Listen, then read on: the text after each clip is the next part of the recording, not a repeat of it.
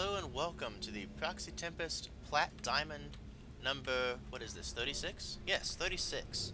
I am Shir Shaddai, and I am in the process of getting vetoes from our players.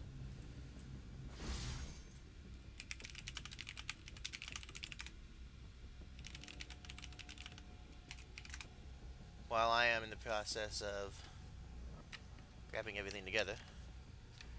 So as soon as we get our first map is going to be on Paladino. Proxima, never mind. So first map is Paladino, second map will be Proxima, and should we make it to Game 3, we will be on not Cactus, wow, Newcook, not even close. Looking at my list, not working out.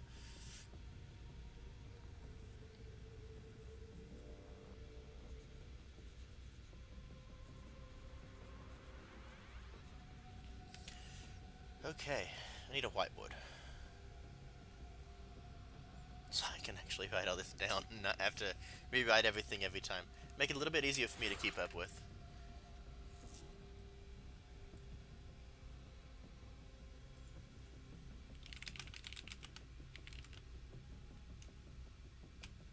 And we are good to go. Game 1 between a Terran and a Protoss, and we will have to see how it goes.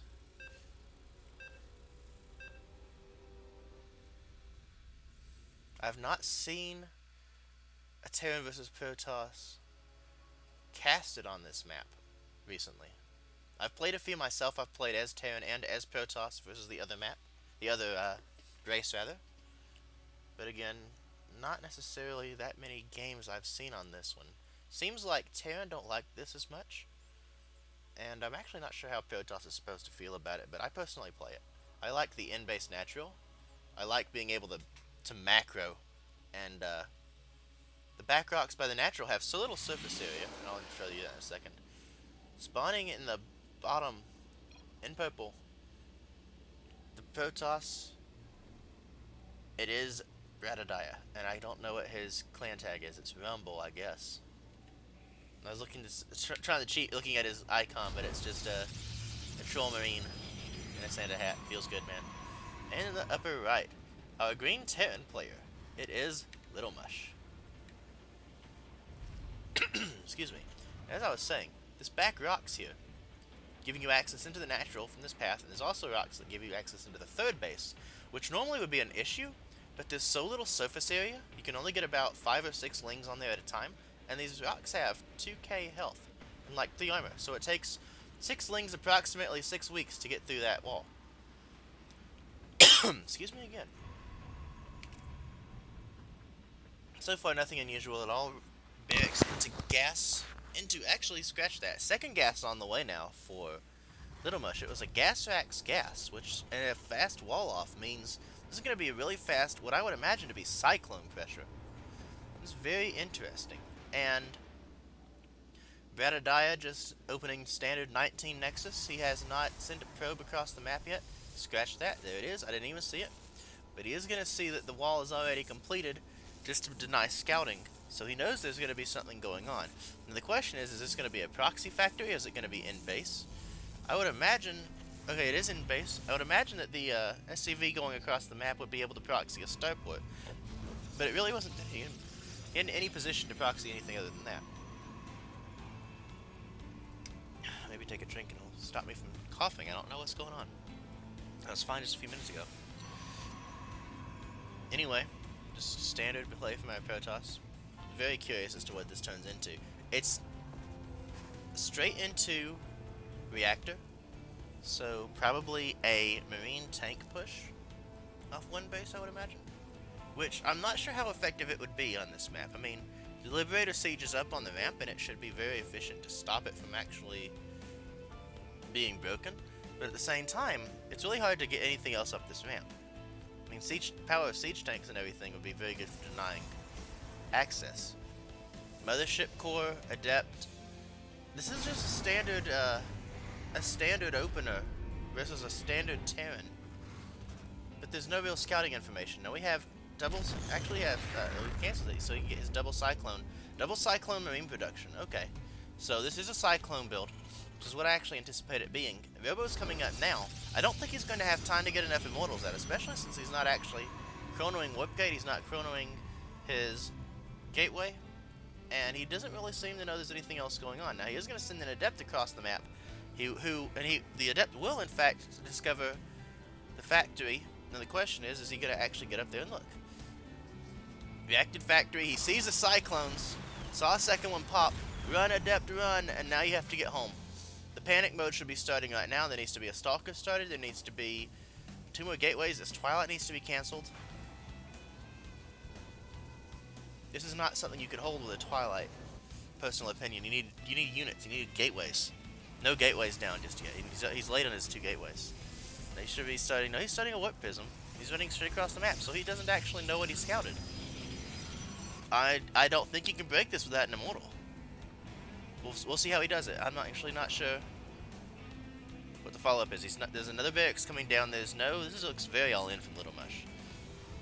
But three Cyclones and these Marines really feel like he needs to have... Well, the Adepts at the top of the ramp will help. And counter-pressuring will definitely end the game. But I really feel like you need to start with an Immortal. If he gets an Immortal out, I feel a lot better about his position. Whipgate is finished, so he is going to get 1 unit. These other 2 gateways are not quite finished yet. They've got about 15 seconds or so left, which is going to be plenty, but we have so many SCVs coming off the line to keep these units repaired. There's only 1 pylon. There will be enough energy for 3 overcharges total if the pylon doesn't die. But again, there's only 1 pylon. First Immortal is not being chronoed yet. Whipgate's finally finishing. Little Mush has plenty of supply to play with, so he doesn't have to worry about that. First overcharge needs to happen now. And it does. Okay, so the first Cyclone doesn't go down, but one of the SCVs do. The SCVs are going to repair that 1 Cyclone and get it up to full. First Immortal is out, so this is going to make it a lot easier. He's actually opting for Adepts, and I just don't like that because you can't kite Cyclones with Adepts. But the first Cyclone goes down. Second Cyclone is very close, but the pylon is already down. Early overcharge burned very quickly. Second Immortal has not started. Robo Bay on the way. He's trying to get the Disruptors, I believe, trying to hold this off. Mothership Core is about to go down. And this is just going to be a very difficult fight to hold, but the SCVs aren't repairing. SCVs aren't even attacking. And the second Cyclone goes down. 2 more Marines just hanging out. How many lost already? He's lost 4 Cyclones, actually. I can't count. So we have SCVs trying to go into the natural to kill other SCVs. It actually looks like Brad is going to hold this, and I apologize because I did not anticipate him being able to hold this with this kind of a macro-centric opening. So that's actually a very solid play. He's held the all-in. CC is going up now. We have Adepts whipping in across the map to go and pressure. And suddenly, Bradadiah is in a really good position. Additional gateways, Blink almost done. He's not started doing anything with his engineering bay just yet. Looks like he wants to focus a little bit on his harass. He was a little bit late getting his gases down, but considering the micro he was having to exert, I understand completely. What Prism going to be coming into the natural? He's going to realize you don't even have a natural, and he's probably going to just get out. Very large number of Cyclones ready to greet these 3 Adepts. Starport only about halfway done now, so no drops anytime soon. This CC is going to be delayed even more, and the Adepts are just going to have to pull out. They're not really going to find any damage, or actually they're going to be fine. He is going to cancel the Shade and get out. But he does realize there's no CC, so he should feel just fine about his situation. Colossus already on the way. He doesn't have Extended Thermal Lance on the way just yet. Follow-up research. He's already got +1 started. He doesn't have a second factory down, a second forge rather. Wow, what is wrong with me today? No second forge for the armor. No second upgrade out of Twilight just yet. But that doesn't really mean anything because Little Mush has 0 in the way of upgrades. Stim is on the way, but he's going to be a long time before he actually has that upgrade. Third base on the way now for Bradadiah. If he's able to push out with this army right here, honestly, is enough to deal some damage. It'll take down a couple supply depots. He's going to have to be careful, and I'd like to see a couple sentries with it. But the first Colossi... Is that the first Colossi? Yeah, okay. With the awesome Purifier skin. Beautiful. Looks really good in purple, actually. Really good in purple. Second on the way. +1 weapons about to finish, +2 weapons should start behind it. With Colossus, you don't necessarily need the armor upgrades, but I really feel like if you're playing against a bio style, you've got to have them. And to be honest, I don't think Bradadiah knows about Stim.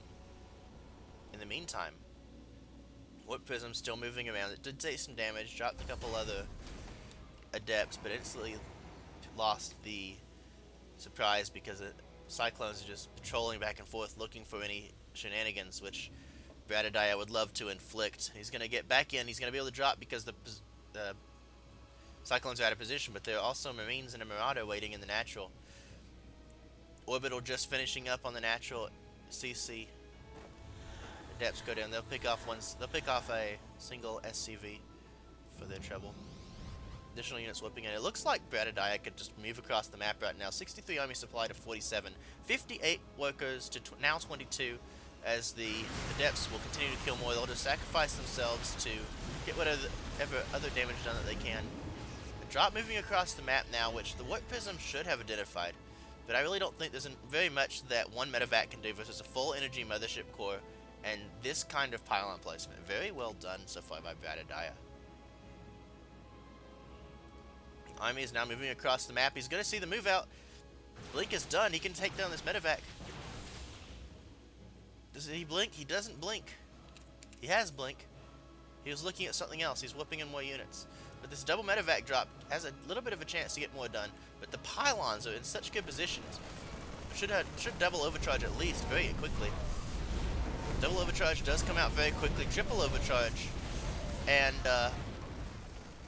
needs to overcharge just one more pylon. He can. I just don't know if he knows he can. He's fighting at the front right now. It doesn't really matter. This little bit of army is not going to win a base trade.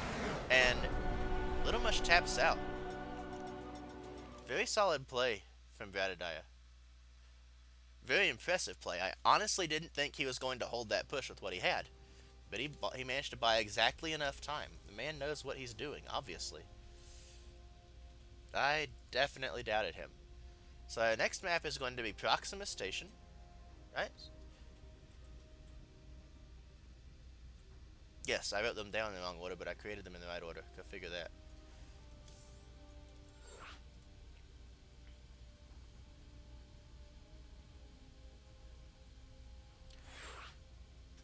Oh, okay, I now know Bradadiah's clan name. That's hilarious, actually. And I will properly introduce him in the next game. Getting ready from our players. This wasn't supposed to be a Y.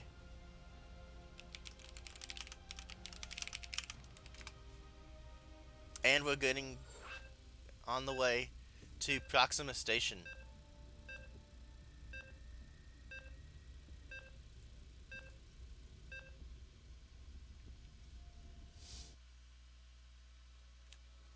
This is an interesting map for... Wait. I failed.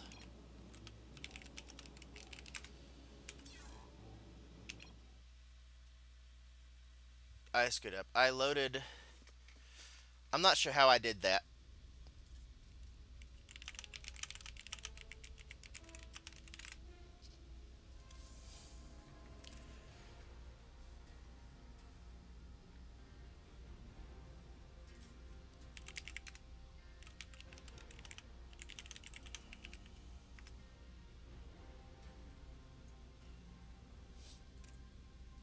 It's now Palladino.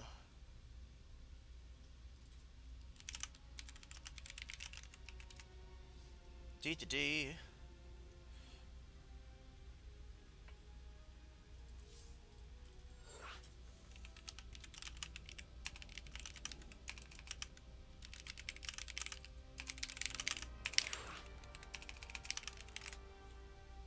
So creating the wrong map is definitely not ideal.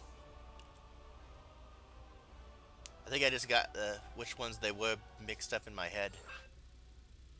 Which means I probably did the wrong veto on the travel advisory post I responded to on the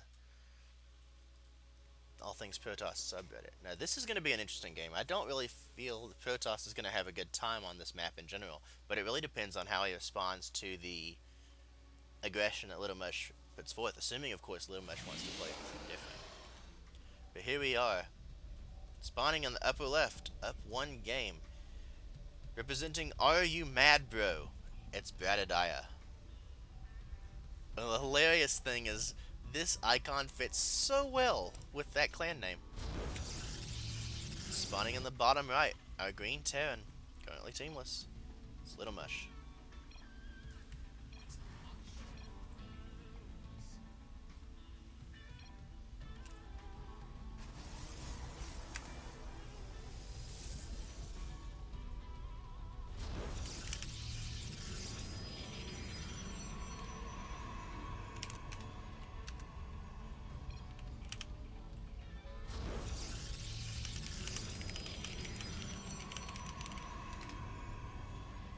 Forget to set myself to referee, so it's harder for me to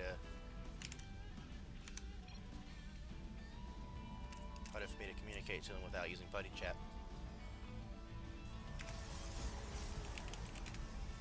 Now we'll just set it up on the next. If we make it to game 3, I'll change it then. So anyway, very similar opener, except it's gasless. So Bradadiah is going to read the same thing, but it's not the same build.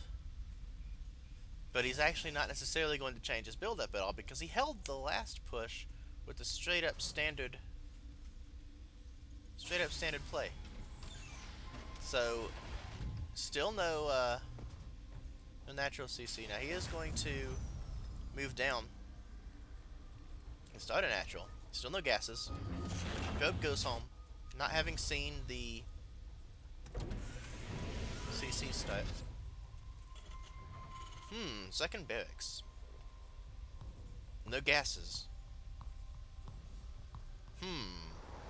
So is it just mono marine? Awkward to see this without any add-ons. You don't really just mass marine without proxy. I don't know. I want to see how he does this, because this is very curious to me. But he is going to be playing standard. He's going to be going ahead and adapt Mothership Core Warp Gate, same opener as the last game. But Little Mush is definitely not doing the same thing as last game. No gas, all barracks. Continued SCV production, natural base almost completed. Adept running across the map right now. To scout, he's going to see there is a natural, or there is no add-on, and he should be able to see the second barracks if he lets the shade complete. But these Marines are going to make it very difficult for him to get away with the Adept. But the scouting information should be very huge. Now, he is going to see the Marines. He's going to see he is going to see the CC. He's going to cancel the shade. He's going to kill the mule, which is huge because it's a brand new mule. He's going to save the worker, but he's going to see all the Adepts, all the Marines rather. So he knows this is another aggressive build, but he knows it's also a CC, so it's not as all in, or at least it doesn't look like it's as all in. But we have 5 Marines at a time right now, with still no gas. He is actually going to delay his Twilight. No, he's not, just kidding. I clicked on the on building. So the production tab is for us here, should I? So, continued production of Marines. Already with the Warp Prism out first. I mean, it's working for him. I'm not going to argue at all. I mean, I like my observers, but no complaints.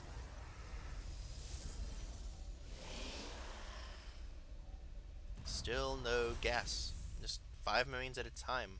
Dropping supply depots because he missed one. Getting a missile turret in each mineral line because he's concerned about oracles, possibly DTs. Large number of Marines already. Just hanging out. Waiting for any aggression. He assumes it's going to be a very similar build because he's again picking up his Adepts in the Warp Prism. He's going to see the turrets. He's going to have, if he goes to the natural first, he'll have a decent opening because all the Marines are out of position. If he goes to the main, he'll see there's no gases and no add-ons on all these, and he's going to have to probably add some extra pylons up here because even unstemmed Marines in this quantity, oh my goodness, are terrifying. Right now there are 32 Marines walking across the map and the perfectly timed observer to say, I am dead. So the response is going to be whipping in more units. Robo Bay, probably a disruptor this time, if he lives that long. But right now, there's just so many Marines, he's going to have to evacuate his natural. Pretty sure he's not going to be able to do anything. Stutter Step is good. He's going to have to pull his probes against this, I think, but he really needs another warp in. He's losing units right now, right and left. All the probes in the natural are going to go down. These rushed Marines are actually doing really well. Probes are finally pulled. He's going to evacuate with a single stalker. Maybe not. He's going to lose his natural. Right now there is a full wall coming up at the top of the ramp, but it's not going to get up in time to stop the Marines. And it looks like Little Mush is in a really good position to take this game. Both the pylons at the top of the ramp are cancelled. There's not a pylon in position to overcharge in the main right now because who anticipates this? The Robo goes down, the Mothership Core goes down, additional pylons being shot down immediately, and the Nexus is going to be focused down. Such solid play out of Little Mush. Just this crazy Marine all-in. Mono Marines with a bunker being built somewhere. Where's that bunker? I don't know. 15 workers die on the other side of the map, but there's a whole Nexus down. Right now, all the tech is going to go down. There's only the ability to whip in Zealots. All the probes have died. One probe to 9, and Bradadiah calls GG. And we do go to a map 3. I'm going to drop party with these guys. I gotta let them know.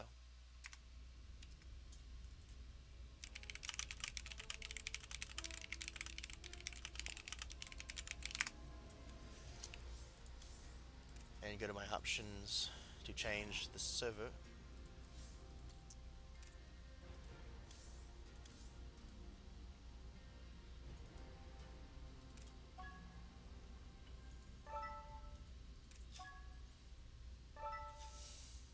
So I'm just gonna blame that last one on a map imbalance, Kappa.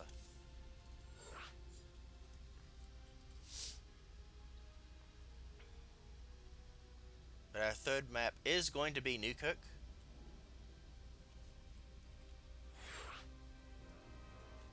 Oops. Putting the right players in the right slots for the win.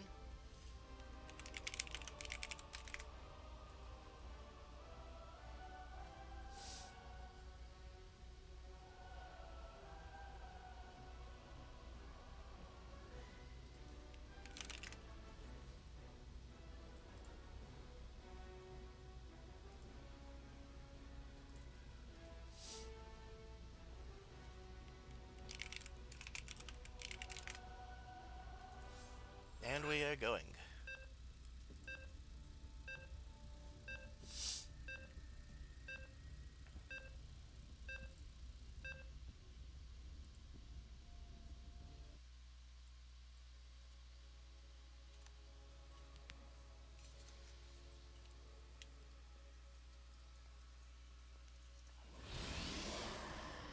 Spawning in the bottom left, our purple Protoss player representing Are You Mad Bro? It's Bradadiah.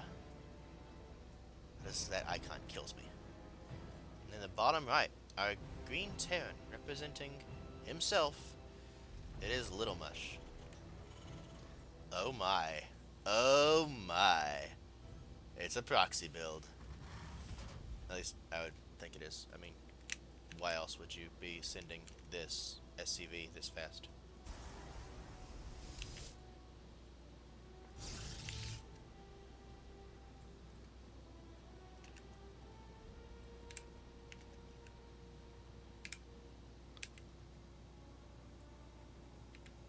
Which is seen immediately. Question is, does he know what it means? Production tab is good. Scores are good.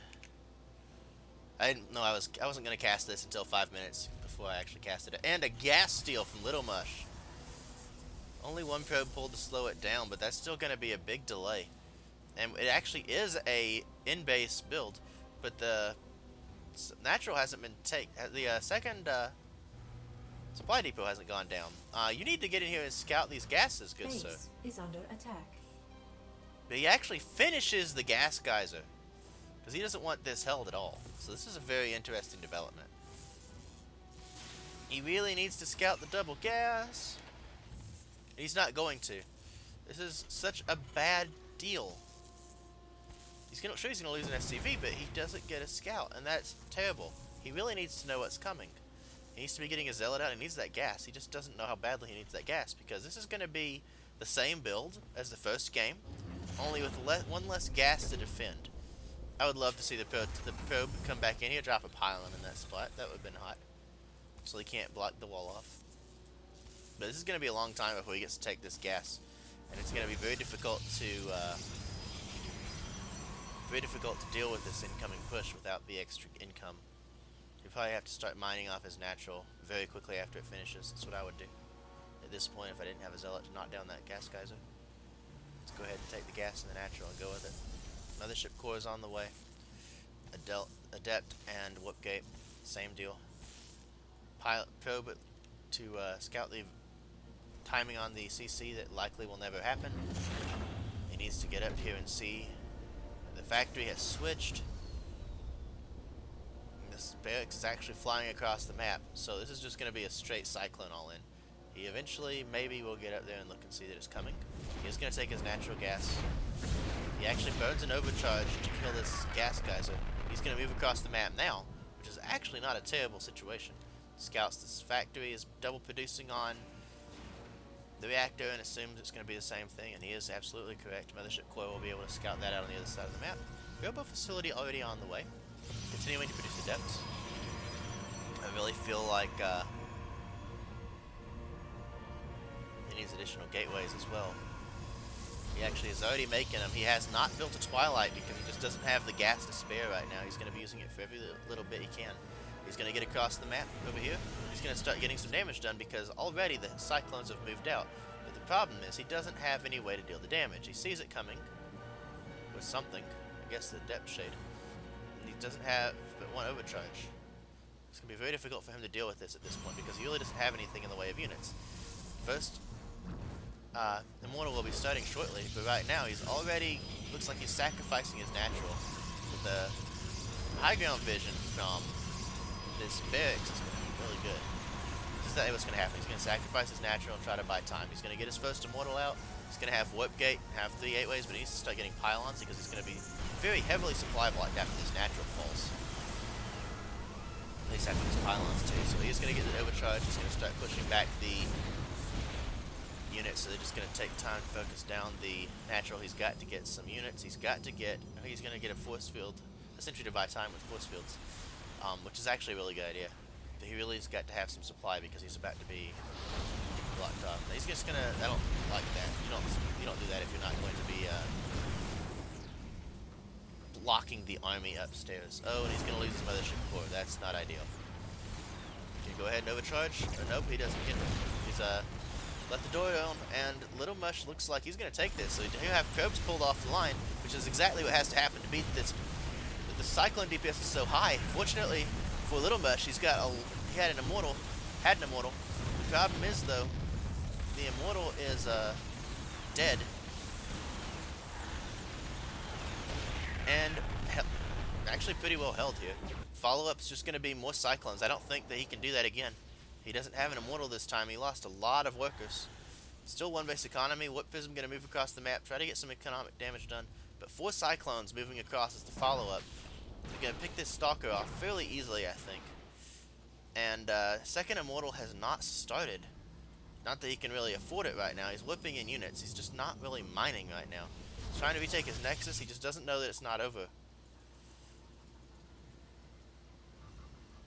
Second factory on the way.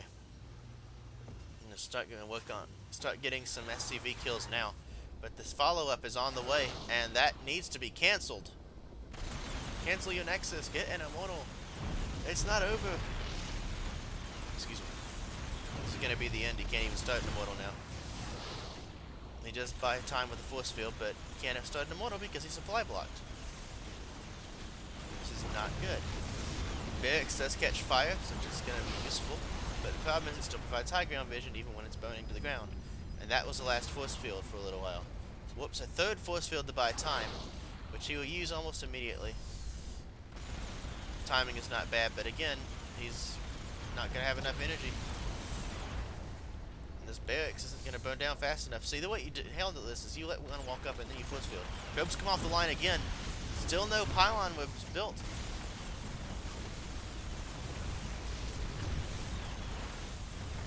Many SCVs have gone down, but many more probes are going to fall down. SCV, Cyclone DPS is just so high. And it's basically over at this point. Little Much didn't get slowed down. Bradadiah just didn't respect the power of this build. And that is going to be Little Much 2-1.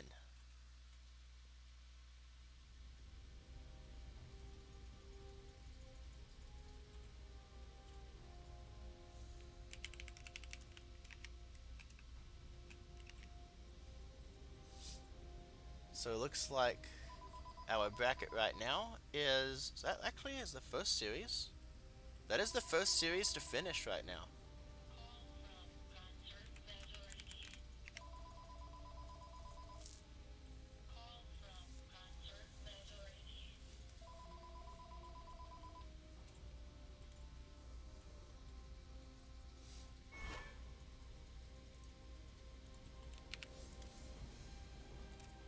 So I'm going to have to find another game to cast right now. Fastest 3-game series I've seen in a while, honestly.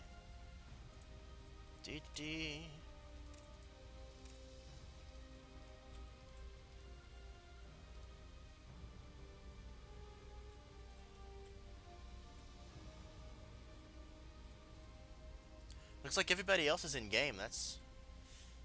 Oh, yes! I get to cast a Game 3. Looks like it's 1-1 between Strix and Baxter. Feels good, man.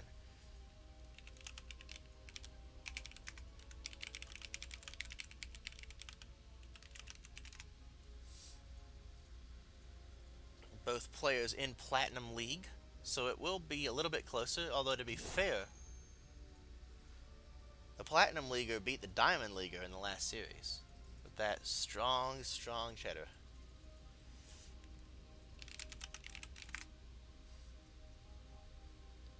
And third map is Newkirk. So, very interesting. Very interesting. Baxter is a Zerg, though. I don't actually know what Strix is. I'll find out shortly, though, as we are getting into the lobby now. Special thanks to our follows. We've already had 2 tonight. Elusive Onos, maybe. Elusive Oneos. And Dodobi, I'm not sure. I'm sorry, guys. My brain isn't working right now sufficiently for that. It's a ZVZ.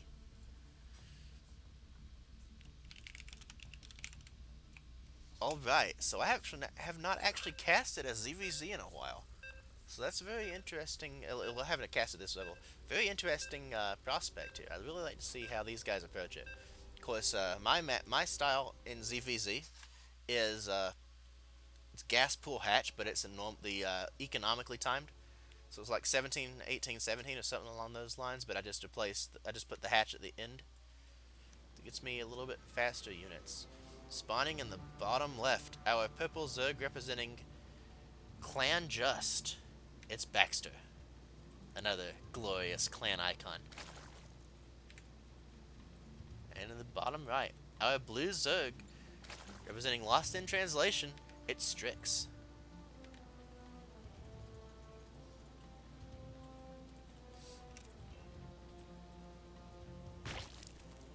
He cancels an Overlord. He double made an Overlord.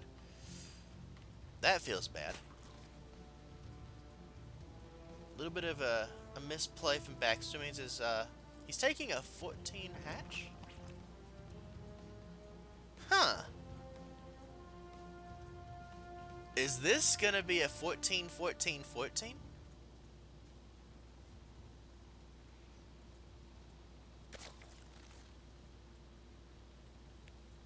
This is interesting. What is he doing? Takes a 14 hatch. But he hasn't taken a gas or a pool yet. I don't know. The other side of things, for Strix, we have a standard hatch gas pool at normal times. We do have the gas and pull down out of Baxter now.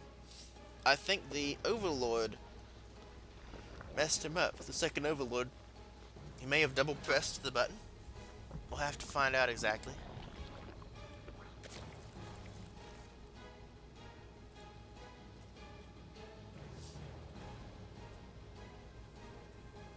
Baxter a little bit behind in the drone count because of that one canceled larva. It's gotta sting to know you've had to cancel a unit that fast.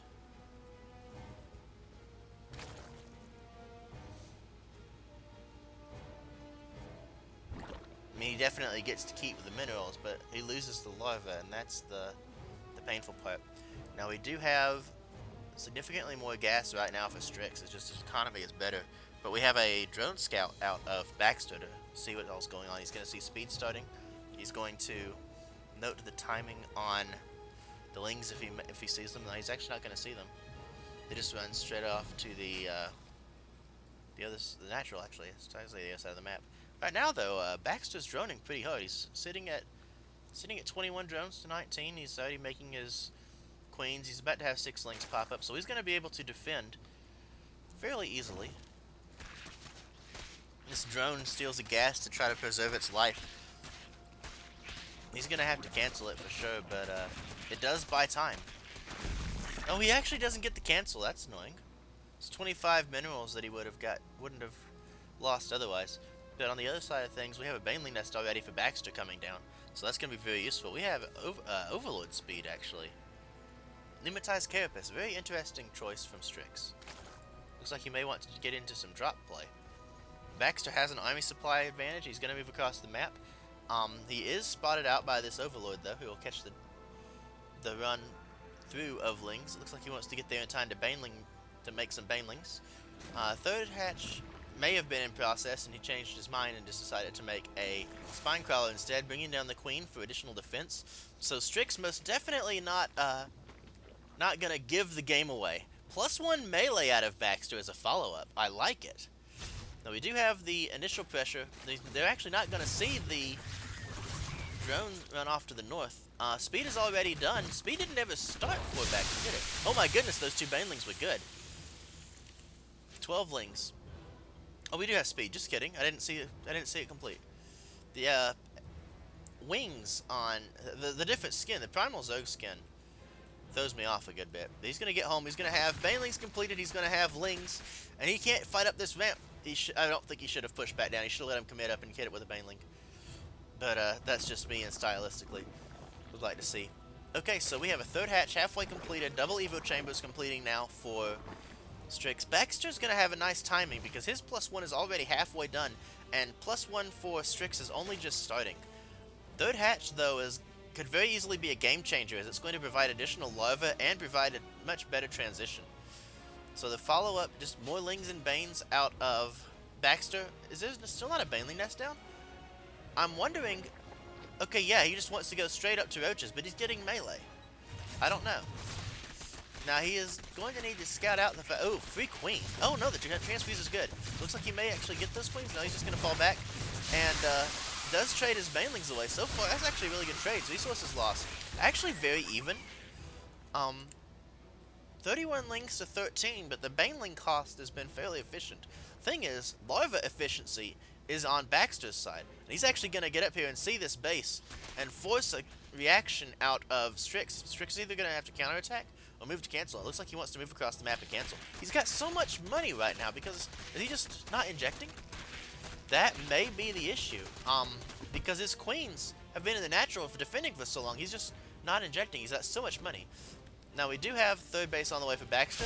Oh my goodness, the lings, half of them die before they even get to do anything. All of the lings cleaned up in Baxter's natural base. Cancel does happen as well. Not cancel, but the kill. And the roaches are out though. But we already have +1 melee finished for Baxter. The downside is +1 Carapace is very close to completed. And even with +1, the lings will not kill +1 roaches. Now he is actually just going to kind of move command into this army, just rallying across the map. And he's going to get caught by these. This is going to be hilarious. These Banelings going to pop just in time. Never mind, he does get away with But there's just not enough banelings yet. The surface area on these lings is just so good. Carapace isn't actually finished yet. So as long as he fixes his timing, he can actually get something done. He's going to run straight past everything into the natural and start killing drones. I absolutely agree with this decision. More and more lings coming from Baxter right now, but he doesn't have his Carapace on the way. Both our players very starved for gas right now. But the drone kills are so good. Baxter with 37 drones to 15. And continuing to make lings and send them across the map. Third base did complete for Baxter. Baxter continuing to make drones, just droning behind this. He has a roach one. He's finally making some roaches. But he doesn't really have an answer for the army moving across the map just yet. He doesn't have any banelings morphed. Take that back. He's got one. And it's not in position to deal with this. And he's not reacting. Sending some lings down. He's forgotten that he has the baneling. This is that one moment where you're like, F2, dang it! But he does hold back the push. That one baneling is enough to push back the lings, which honestly, though, Strix has got to get something done. He's so far behind in the worker count. Baxter continuing to make drones. No fear at all from our Purple Zerg player. Sitting on 4 gases right now. He's already on lair. Didn't take notice. Let me see. He's on lair, and Strix is not, so... My goodness, Baxter's ahead in literally every possible way. Army, worker, tech, everything. Roach speed on the way now for Baxter. A little oversaturated on his gas. That's not an issue, not really big issue. He fixes it. Excellent. I'd like to see at least Carapace come down. We have a Hydra Den coming out of Baxter now because I would imagine he's anticipating Muta switch. Muta can be good. Hydra can be good. Just run by trying to go and save the third, but it's going to get killed, not even cancelled. And he's going to have to run out the other way. He'll probably just run by the main base or maybe the natural again. Actually, he's going to snipe a full energy queen. This is... Oh my goodness, that's just one more nail in this coffin. Absolutely huge picks. Running off into the main, see what else damage he can get done. Probably just finish trading his lings for some focus fire on drones. Now he's going to...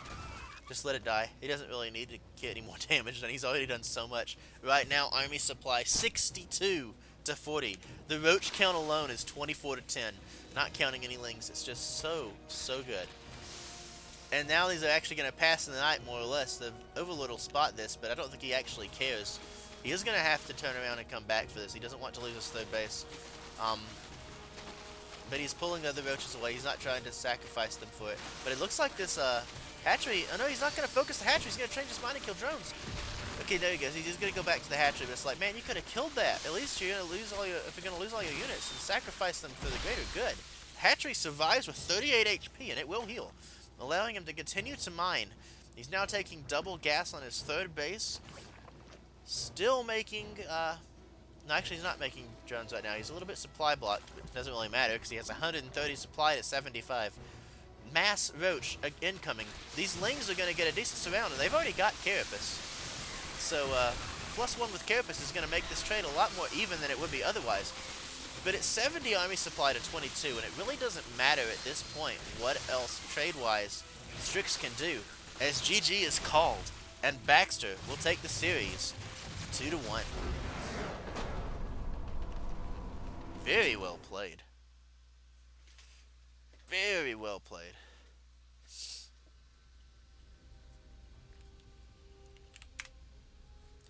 So taking a look at our bracket right now, our both of our semifinals are actually ready right now. Little Mush versus Atomic Dynamite, as well as Baxter's versus Strife.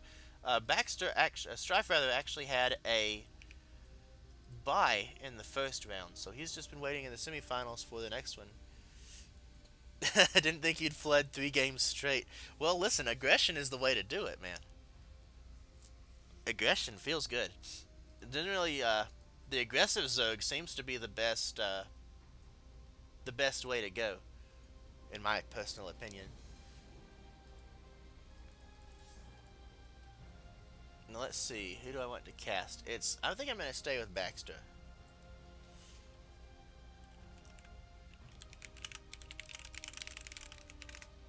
I'm going to go ahead and cast Baxter, and I will grab his opponent, which is Strife.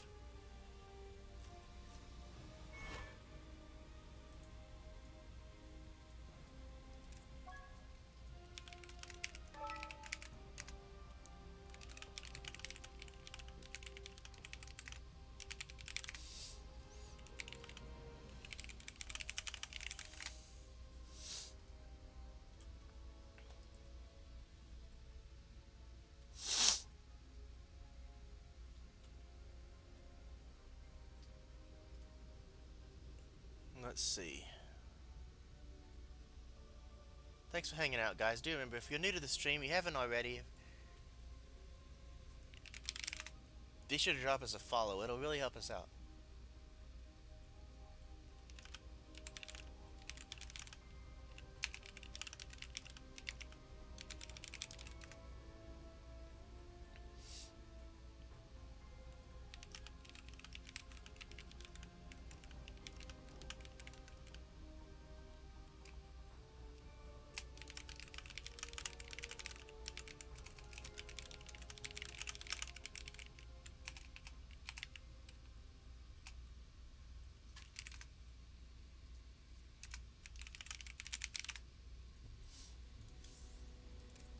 So let's see, just changing back to Central.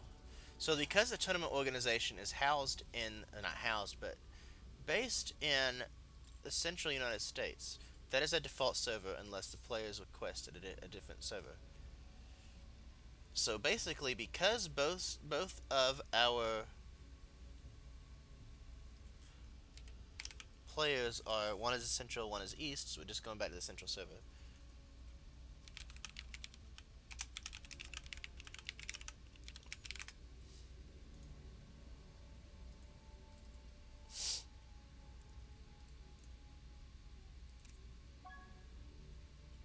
Oops.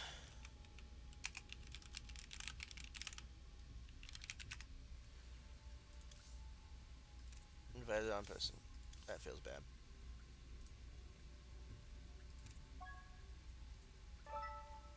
Let's see, and then Baxter.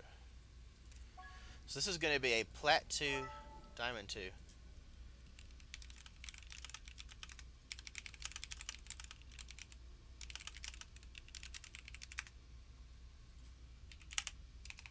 I'm just going to stick some music on real quick while I get their vetoes and everything together.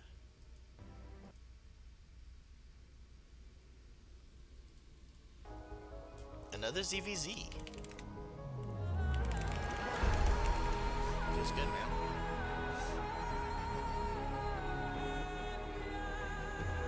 Freaking love this playlist, man.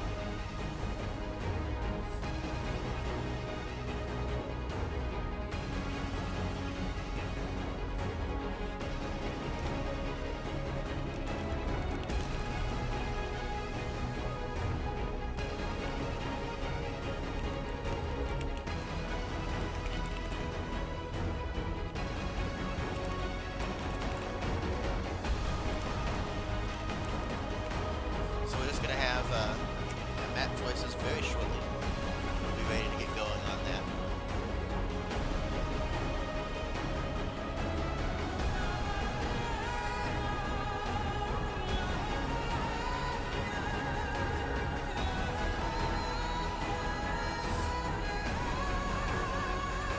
The first map is actually going to be Cactus Valley.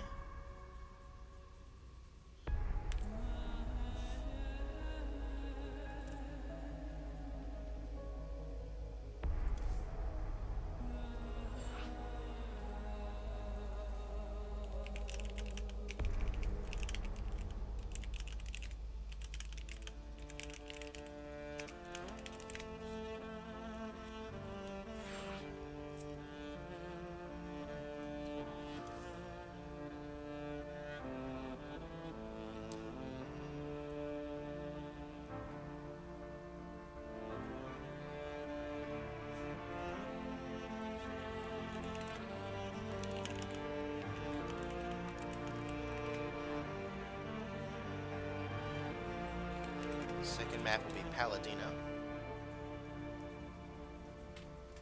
and Honor Grounds.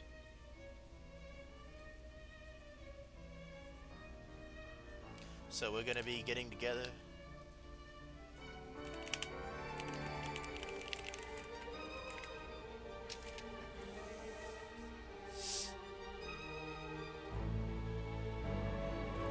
And here we go.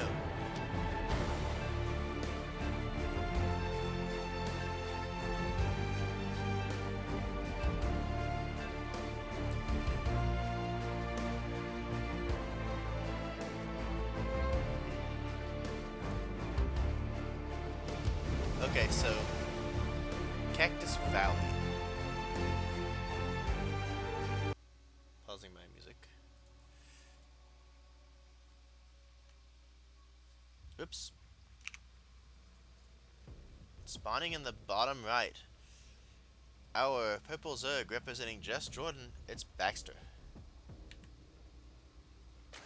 And in the upper left, our blue Zerg representing Psionic Aftermath, it's Strife. I like their clan tag, man. It actually, I also like that it says what it is. I actually have to know what Psyx is. But, still nice. So it's a 14 on a cross spawn? What? Is that what this is gonna be? Because that's what it looks like.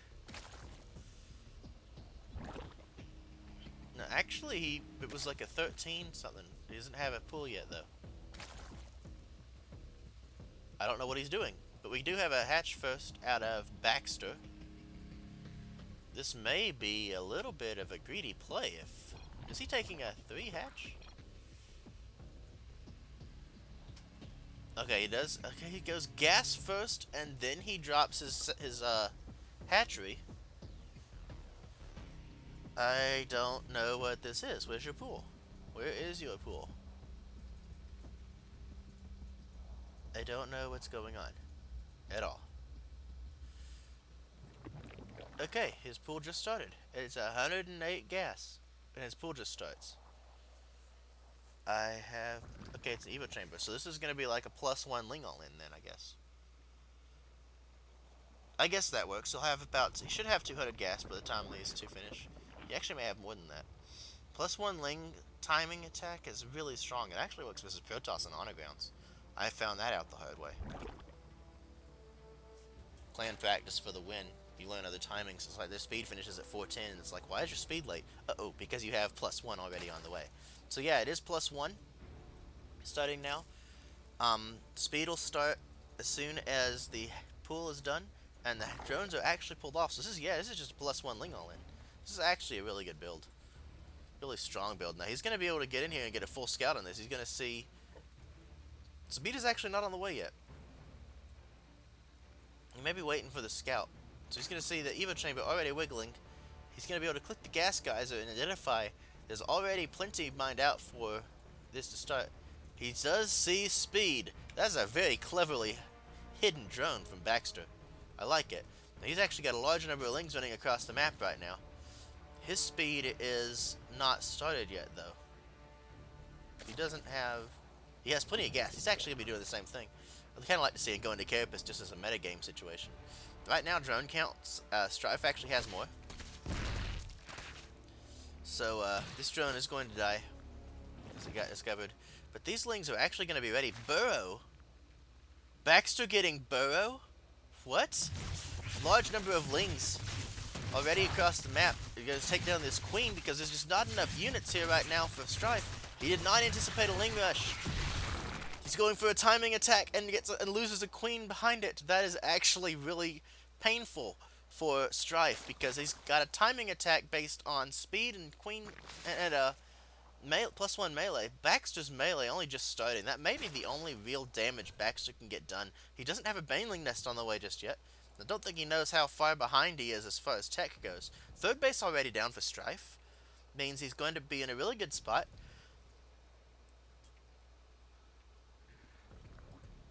This is just so good for Strife. He's already got speed done. He's going to have +1. He's already got +1 melee. This is going to be an impossible fight to take. He's trying to wait for Baxter to overcommit. Large number of lings hidden out in the natural. So he's just playing super defensive right now. He doesn't know how Alan his opponent is. Does he actually have a vision? He hasn't even made it there. He just knows that's where he spawned at this point. So he's now sending a very large number of lings across the map. I don't think the Baneling nest is going to be in time. Banelings absolutely counter +1 lings, but he can't even micro against this. This is just going to be Strife cleaning his clock and running on because he's already on +1.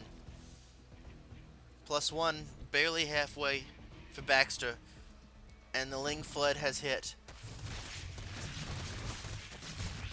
And Baxter calls GG, he knows. And Strife will take game 1, so very, very well played.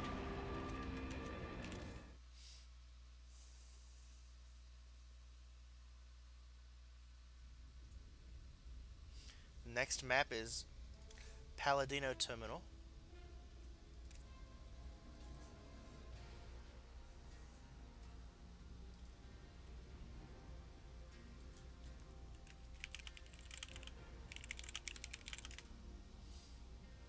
So let's see.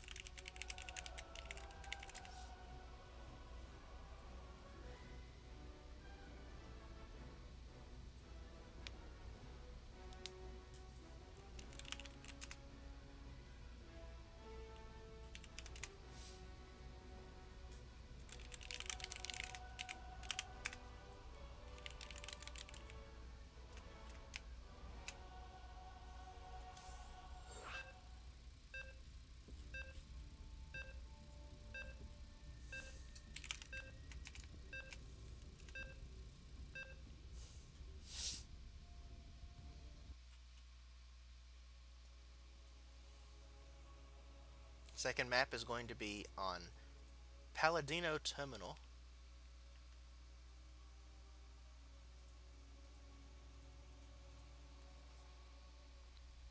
Spawning in the upper left, our purple Zerg representing Clan Just, it is Baxter. In the bottom right, representing Psionic Aftermath, our red Zerg on match point, it's Strife.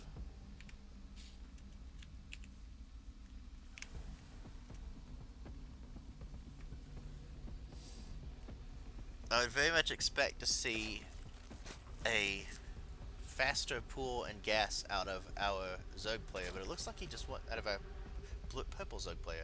But it looks like he just wants to take the standard 14 hatch that he generally does.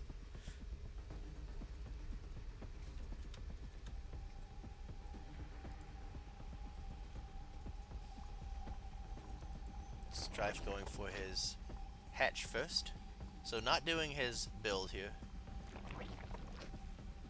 The third map is Honor Grounds, so if Baxter takes this game, I'd be very interested to see how Strife approaches that if he wants to do the same +1 Ling build. It's so strong.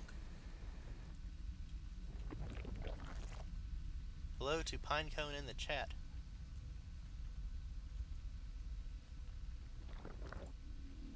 Very quick drone scout out of Baxter, making sure everything looks normal. Great thing about gas counts is you can click on this geyser and see how long he's been mining that. So he would have been able to establish from clicking on it the last game that it was in fact well mined. He's gonna know from the timings now that this was a hatch first. Drone scouting blows. Drone scout for the win. If you're gonna be cheesy, or even if you're playing greedy, either one of those situations is a really good time to drone scout, because you need to know what's going on. And he's actually going to go ahead and get a head start on this hatchery, doing 4 damage a swing with this tiny little drone. Feels good, man. What does it take, like 6 minutes to kill a hatchery with a drone? Something like that. Now he's gonna start killing an actual drone. But the lings are out, so it's okay. Not gonna matter. And the drone dies a valiant death. He just wanted to be a ling, Mom. Speed about even for both players. Strife already with an Evo Chamber on the way. Baneling Nest starting up now for Baxter, as he wants to make sure he does not die. I would imagine he gets an early Baneling Nest for the rest of the series versus Strife. Strife is actually a really good Zerg player. He's honestly, in case you didn't know, Diamond 2 Terran as well. So he likes to mix it up a little bit. The lings are ready to greet these lings. Additional lings. We'll ensure that the push is denied. Looks like only 1 ling so far for 1 drone, which is a decent trade so far. Strife's speed is finished. Baxter's speed about to complete. He wants to make a timing and run across the map with his speed. But through this main opening, he's going to run into a number of lings who are going to be able to engage immediately. He's just going to pull back. He doesn't have quite enough just yet. He's going to have to make a few more. He has a Baneling Nest just finishing now, though. That is instantly scouted by Baxter. The Queen is going to make this be pushed back a little bit more easily. Baxter microing very well, just continuing to pick lings. I believe, actually, he's trading pretty well. No, actually, no. I didn't expect that. But he's already got a Baneling completed, so that's going to make it very interesting to engage the rest of this. This Baneling has the ability to turn the... Oh my goodness! Turn the tide. Every single ling just died.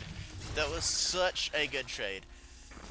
25 lings started at once for Strife, though. He's already got a 3rd hatch on the way. His macro is so good. He's on 31... He's on 27 drones to 31. And there's a very large number of Banelings.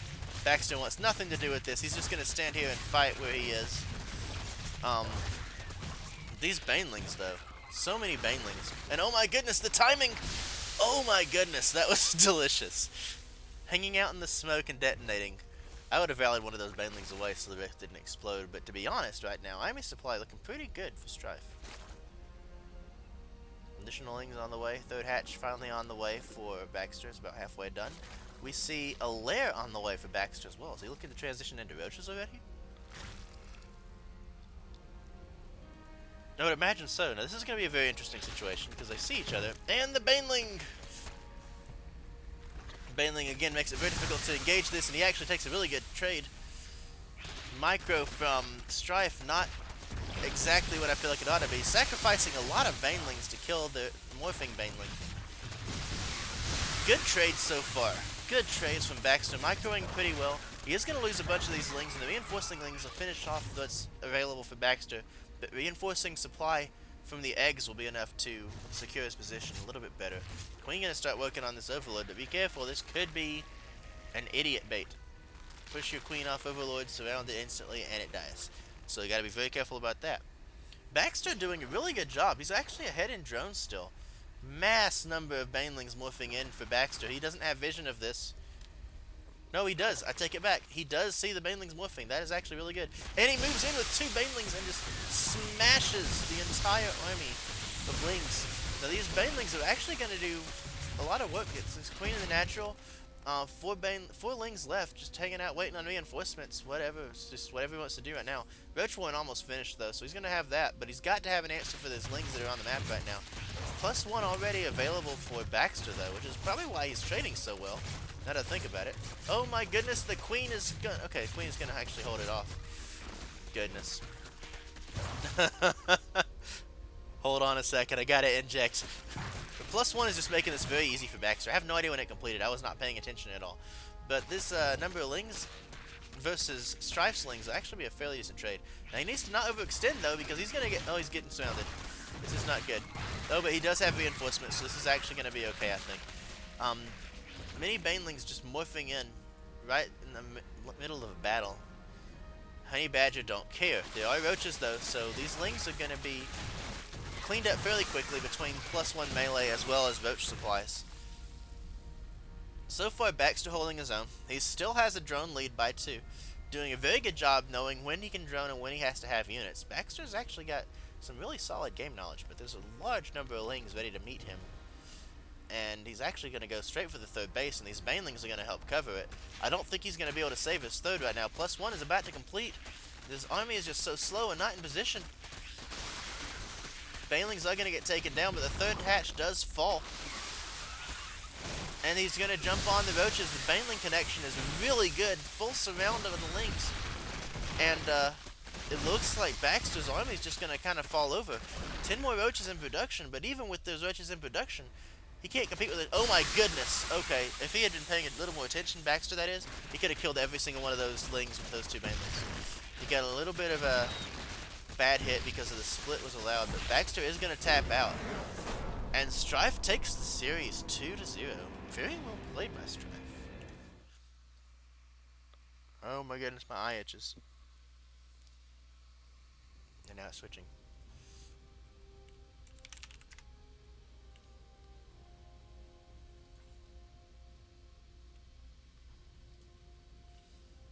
Let's see.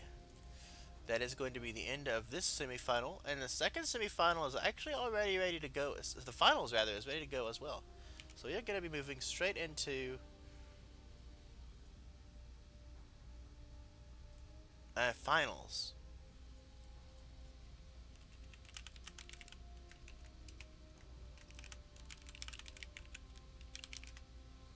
Oh my goodness. I have an eyelash or something in my eye. I do apologize for doing this on camera, but that was brutal.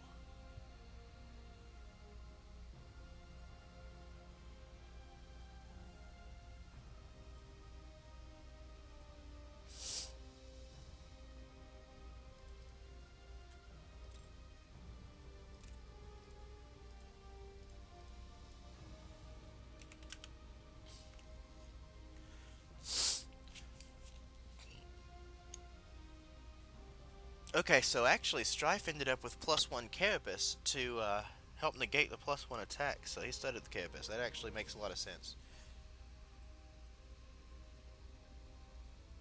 Okay, so we are going to be getting Little Mush into this group.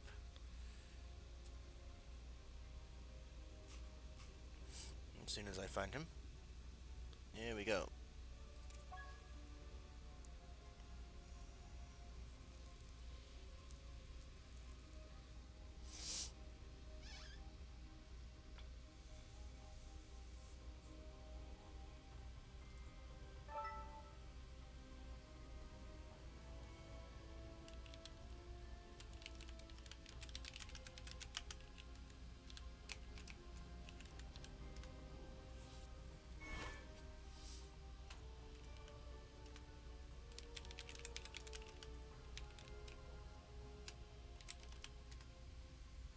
So we're going to be getting into our grand finals, best of 5.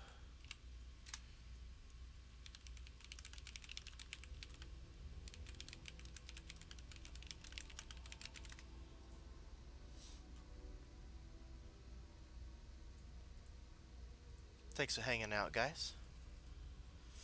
That is not the correct bracket. This is the correct one. And I still have something in my eye. Feels actual real bad, man. So I'm going to idle screen for a second while I dig out my eye.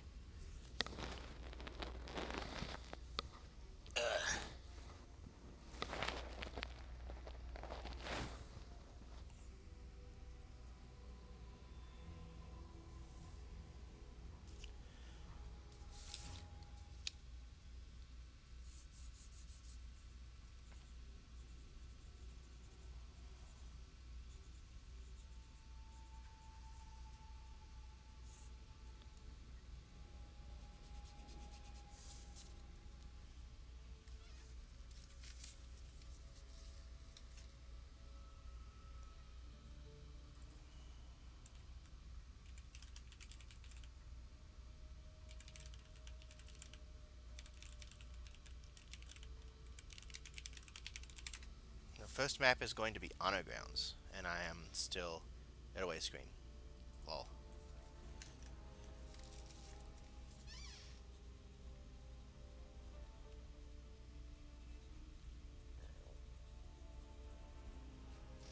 So interesting that a Terran picks Honor Grounds, and the Zerg picks Cactus, and I'm like, The new cook.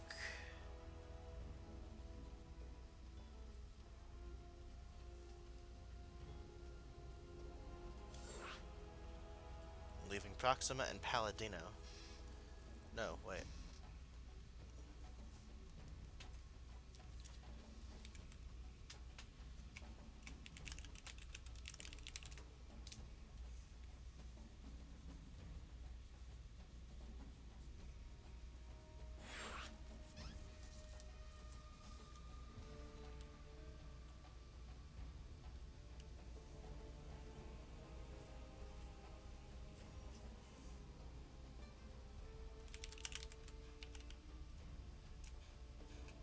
Alright, so Honor Grounds. TVZ.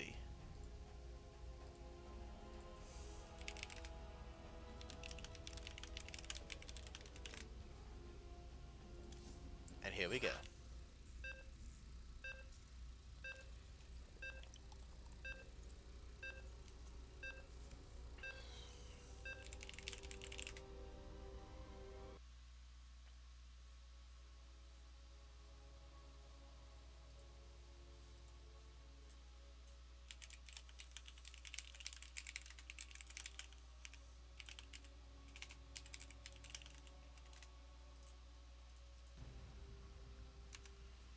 Alright.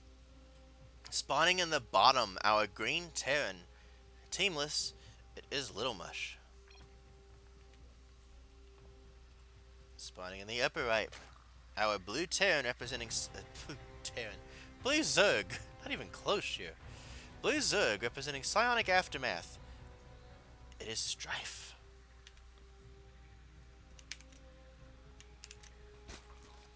This is our best of 5 grand finals.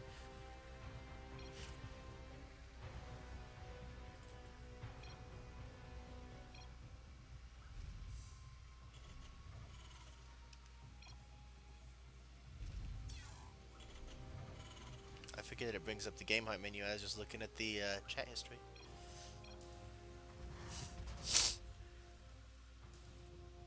Terran cheese, strongest cheese, Kappa. So the feature about this map, it is a 4-player, but this is your main, and this is your ramp, this is your natural. Connected base with huge distance between them. So basically you have a huge opportunity to drop in certain places as Zerg versus Terran, and they can't really wall anything. So it's going to be very interesting to see how these two players approach this matchup. So Reaper Expand from Little Mush and Hatch Gas Pool out of Strife. It appears they do know each other though, so apparently a little bit of history. Now this is the part where Strife determines where his opponent is located. So far Little Mush has not actually ventured across the map, but based on the overload timing, he may actually be able to determine where his opponent is.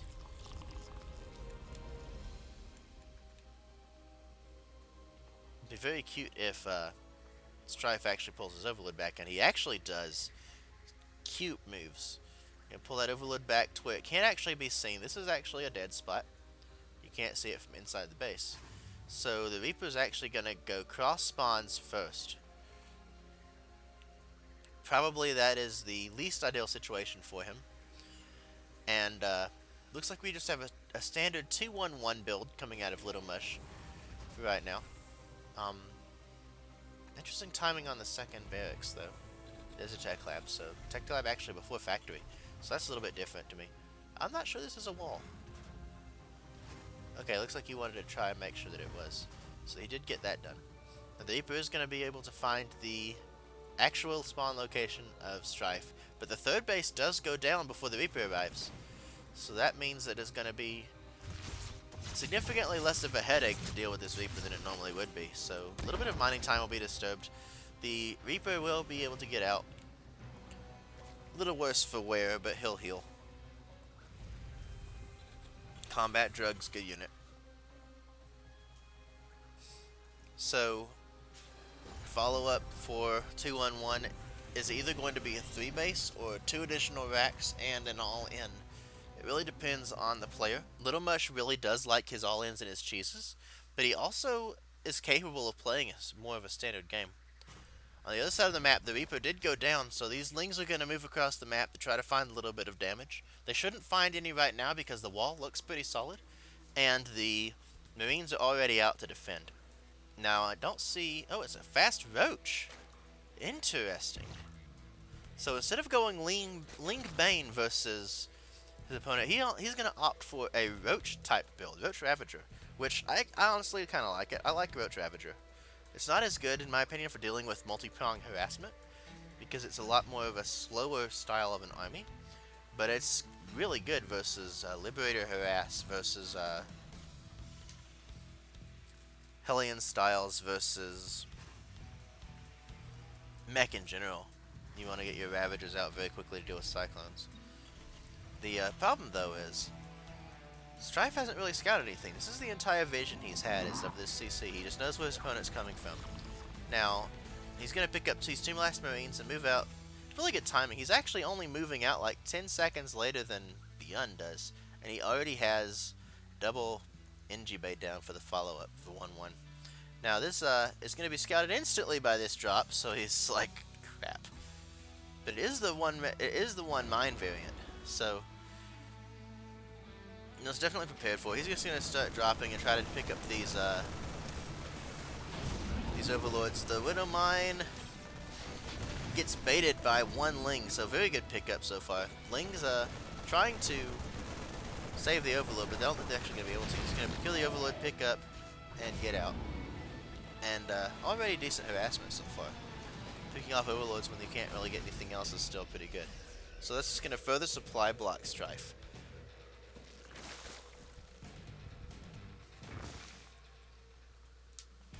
Four overlords on the way as he knows the attack is coming. He wants to be able to get in here and get some damage done, but there's just really slow roaches and lings aren't really going to do very much versus this bio. He's just going to try to bait him back into that mine. Actually, he's going to go try and drop in a different spot. Mass Ravager morph. So that's going to be basically all the gas of Strife. And he's just going to fly around and try to drop, or maybe he's just going to keep cleaning up overlords. Every time he flies through an overlord, I would say just stop and kill the thing. But he's going to be... Okay, follow up with the Liberator and more Medivacs. Now, the Lings are going to be in position to prevent this drop from getting any damage done. Queen's going to push back the Medivac very easily. And, again, just going to be satisfied with picking off overlords, which is, again, free damage right now. Supply blocking your opponent when you're attacking is a very solid response. Picking up 2 additional overlords. Huge supply block right now. This Liberator just got a lot of damage, free damage done effectively. And a little bit of friendly fire on the bio there. Still no Overseers, are there? No, he doesn't have an Overseer. He's not going to be able to scout the Widow Mines. But this push is now moving across the map. The drop is back in the natural, focusing down the Roach Warren. So this is basically all the Roaches he's going to have for a little while. As soon as the Roach Warren goes down, he's going to start working on these drones. But Little Mush is going to be hard-pressed to stop this. Baneling's morphing right now. Ravager's already in position. He's going to be able to start... Oh my goodness, he's not piling anything. He doesn't have high ground vision. There he goes. He'll get the piles. Massive supply block for Little Mush as well, but these Ravagers are just dying. They need to get out of the fire. Both of the Liberators will go down almost instantly. Widow Mines are huge. You're going to do a really good job picking up the major supporting Lings that are the main issue right now, but the SCVs are going to start going down. Meanwhile, 41 drones have gone down. Little Mush's drop being super effective right now. And Strife is significantly more all-in now than he was. And Little Mush continuing to try to macro. Thing is, though, there's actually a lot of money available right now for Strife. Well, there's really not all that much for Little Mush, and these workers are going to start going down in the natural. All the ones in the main gone down already. 20 workers, 18 left to go. 16 and counting, and right now the army for Little Mush is more or less non-existent. He's got just a little bit here. Trying to make Liberators, trying to make Widow Mines that aren't actually burrowing. He's just got some naked Marines trying to DPS that down. And the SCVs just continue to fall. The thing is, though, mules are good units. But this reinforcing number of lings, with the exception of that mine, never mind. So it actually looks like Little Mush might be able to take this. He's finally making more drones, but most of the units have been cleaned up. We're down to 9 SCVs to 6 drones, but we have 35 army supply to 7. So Little Mush is actually doing pretty well right now. Misrallying drones, though, because they're still going to his 3rd base location. So at this point, we basically start the game over, with the exception of Little Mush's massive army. So he's now just going to move across the map. He's already got 1-1 finished. To the only upgrade that Strife has is speed. And Strife taps out. He knows that he can't really fight the army. He just reevaluates and says, nope, that's not going to work. So Honor Grounds goes to Little Mush. They're a very good aggression on the other side of the map. Second map is going to be Cactus Valley, our second 4-player map. Big decision out of Little Mush to push across the map and just do damage and not come home to deal with that. And maybe a little bit of a questionable decision by Strife to not return to deal with that. I mean, pushing across the map and getting some damage done is very important, but I feel like he could have done the same with half of his army for the units he lost at the front trying to break in the first place. Just getting ready for my players and we'll be good to go. Strife actually needs a moment for bio, which means we get some more music.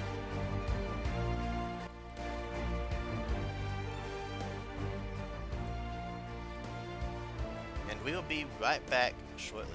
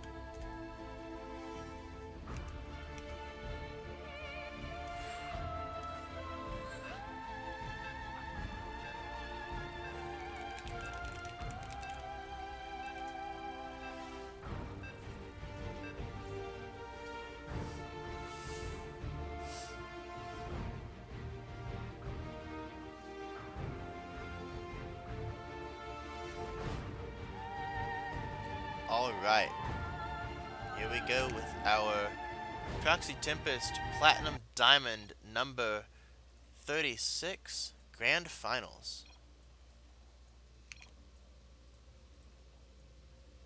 Spawning in the upper left, our green Terran player. Currently teamless, it's Little Mush. And in the top right, our blue Zerg representing Psionic Aftermath, it's Strife.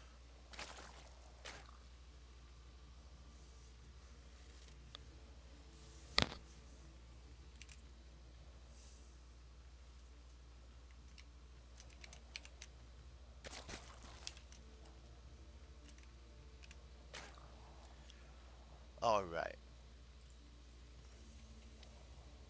Looks like a barracks gas opener. I was trying to set scores so I didn't notice which came down first. Probably another Reaper expand build. Little Mush appears to be able to play the matchup straight up as well.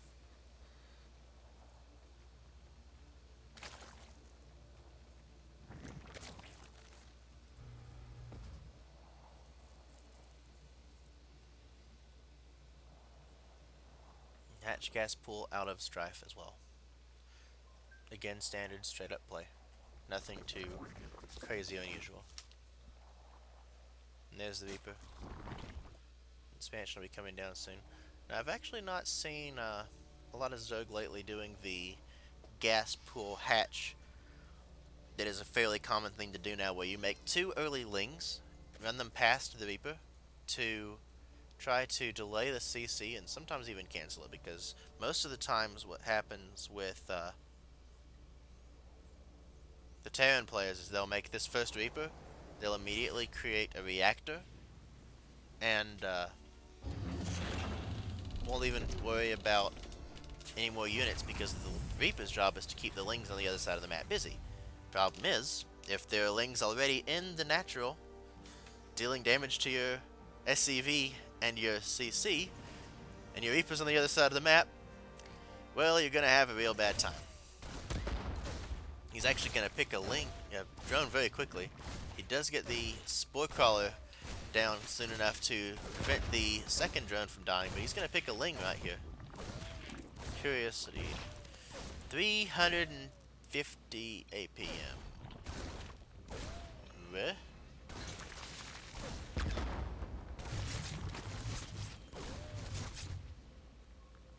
Awkward. Alright.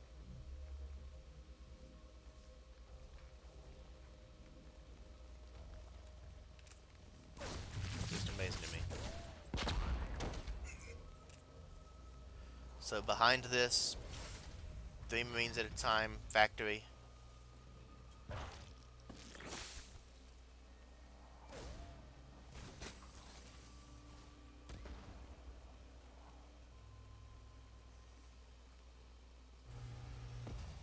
Standard 2-1-1 opener. Speed completing now, so the Reaper should be pushed back. And shouldn't be able to get very much more done. We do have a Roach opener again from Strife. The timing on this Roach one almost feels like he's playing against a Protoss. And the Protoss is going to be opening Adepts. 340. Right at.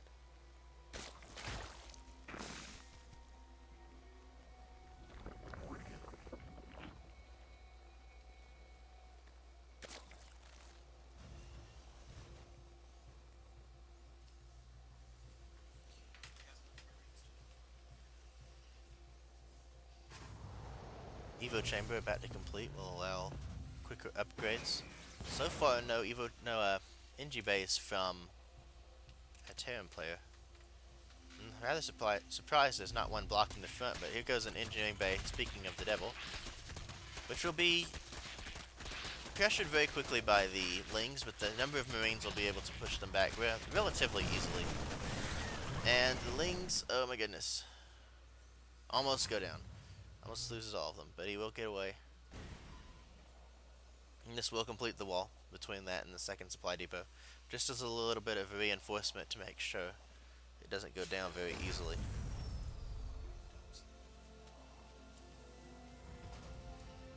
Stem about to complete. Does he already have medevacs? No, he does not have his medevacs just yet. And Strife is a little bit supply blocked, so that's definitely not going to be the ideal situation for him. Now his third gas, or his third gas rather. No, it's his fourth gas. Okay, so he's just going to be making a ton of Ravagers. Starts Roach speed immediately. Third hatch just completing. Okay, so this is not actually the 16 Marine drop unless he just mismanaged his production. So his Medevac's only just completing now. He's got a tech lab coming, a reactor coming down on the factory, so he's going to begin Widowmine production behind this. But I don't know if he realizes, and in fact he doesn't know just yet because he didn't scout it. He's about to find out that there is a Ling Ravager style, which I don't know. I kind of feel like if you're going to go Lings, go Lings. If you're going to go Ravagers, go Ravagers. But this drop is going to be scouted immediately, boosting into the main, and immediately... Oh no! Feels betrayed, man. Now this Overlord is going to be able to get away. But he's going to drop into the main to try to kill it. The army is not quite in position to deal with that.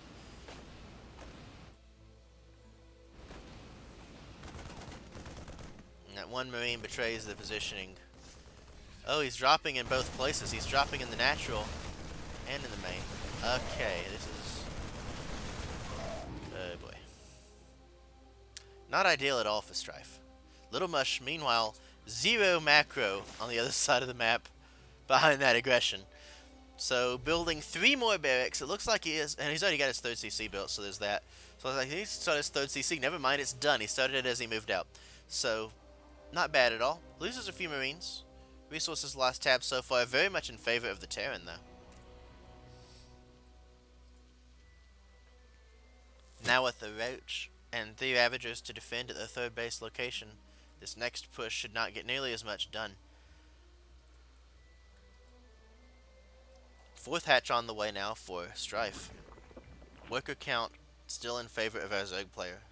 He's still macroing behind it. He's getting a Hydrogen now, so probably trying to do something to shut down the Medevacs. I really do like the Lingbane Muta style versus Terran right now, though, because it seems like it does such a good job shutting down the 2-1-1. I have another run by going into the 3rd base now. Not run by, listen to me. A stem by. That is going to be a little bit more difficult to get anything done, although the Army units are out of position, so a couple of drones actually are going to go down. And these Marines are just going to sacrifice themselves for however many drones they can get killed. And 4th base already under siege too. We may have to cancel that. A lot of these Lings aren't really going to be enough to deal with it. That stutter step micro, though. Loot does get picked up. 4th hatch is saved, but it's on pretty low health right now. Just a total of 4 more drones. Just a little bit of multitask from our Terran player right now, just making sure he can clean out a few more of these units. Trying to clean out some more drones.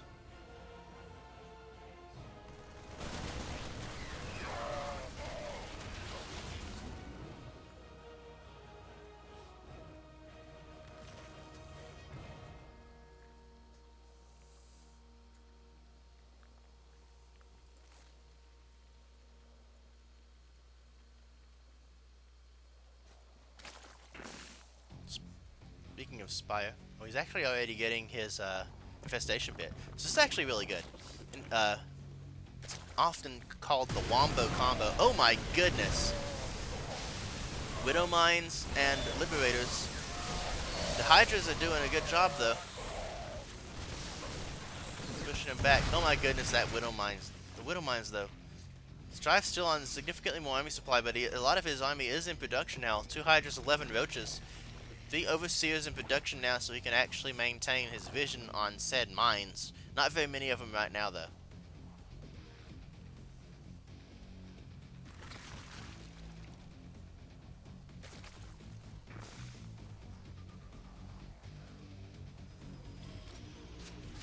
Widow Mine resets. Does take out 1 more Roach before it goes down. Really good at Biles taking down the Medevac, but it's not quite getting the Liberator, and the Zerg army pushed back again. All 3 Overseers. Goodness. All 3 Overseers went down. Oh my goodness. Little Mush double expanding behind all this. He's trying to keep his money low. Oh my goodness, the Widow Mines!